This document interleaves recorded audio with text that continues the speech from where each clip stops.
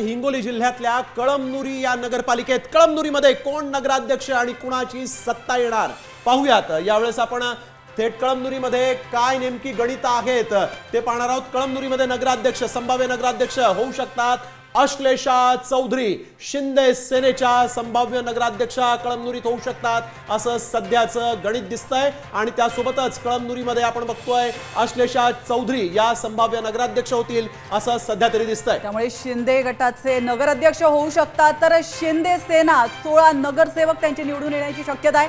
त्यामुळे संभाव्य सत्ता जी आहे ती देखील शिंदे सेनेचीच पाहायला मिळू शकते। तर कळमनुरीचा महत्त्वाचं संभाव्य सत्ता कोणाची येणार हे आपण पाहतोय। तर कळमनुरीमध्ये नेमकं काय गणित आहे, या ठिकाणी संपूर्ण कशा पद्धतीने ही निवडणूक लढली गेली, संदीप नागरे यांनी कशा प्रकारे या निवडणुकीचा अंदाज वर्तवलेला आहे तो देखील आपण पाहूयात। संभाव्य गणित नेमकी काय तिकडे हिंगोली जिल्ह्यातील कळमनुरी पालिकेचा संभाव्य निकाल पुढे आलेला आहे आणि कळमनुरी नगर परिषदेवरती एकनाथ शिंदेंच्या शिवसेनेची सत्ता या ठिकाणी येताना पाहायला मिळत आहे। राजकीय तज्ञ आणि विश्लेषकांनी कळमनुरी नगरपालिकेच्या विजयाचं गणित जुळवायला सुरुवात केलेली आहे आणि इथे पुन्हा एकदा शिवसेनेच्या अश्लेषा वैभव चौधरी यांचा या ठिकाणी विजय होताना पाहायला मिळत आहे।